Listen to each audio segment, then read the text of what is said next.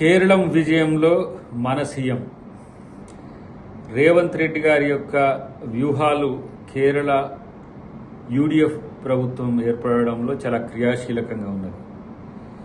నేరుగా ఆ రాష్ట్ర ముఖ్యమంత్రిని నీ సమయం అయిపోయింది వెళ్ళిపో అని చెప్పి ప్రచారంలో కంటిన్యూస్గా తను చేసిన విధానం పెద్ద ఎత్తున దేశం యొక్క అటెన్షన్ని ఎలా ఒకవైపుగా తిప్పిన సందర్భం.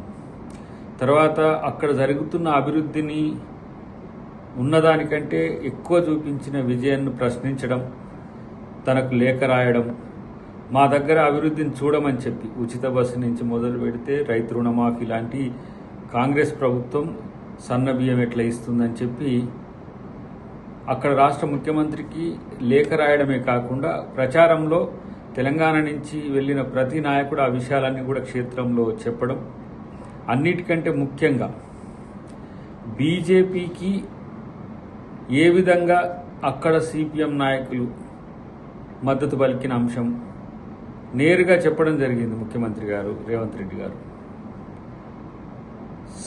కమ్యూనిస్టులకు మీన్స్ సిపిఎంకు ఓటేస్తే బీజేపీకి ఓటేసినట్లే అని చెప్పి ఖరాఖండిగా చెప్పిన ముఖ్యమంత్రి తీరు. సో మోడీ ఎన్ని పిల్లిరు గంతలు వేసినా కూడా అక్కడ ఆయనది ఏం నడవలేదు. ఆయన ఇండైరెక్ట్గా మద్దతు చెప్పిన ఎల్డీఎఫ్ ప్రభుత్వానికి కూడా ఎవరు అనుకూలంగా ఓటు చేయలేదు.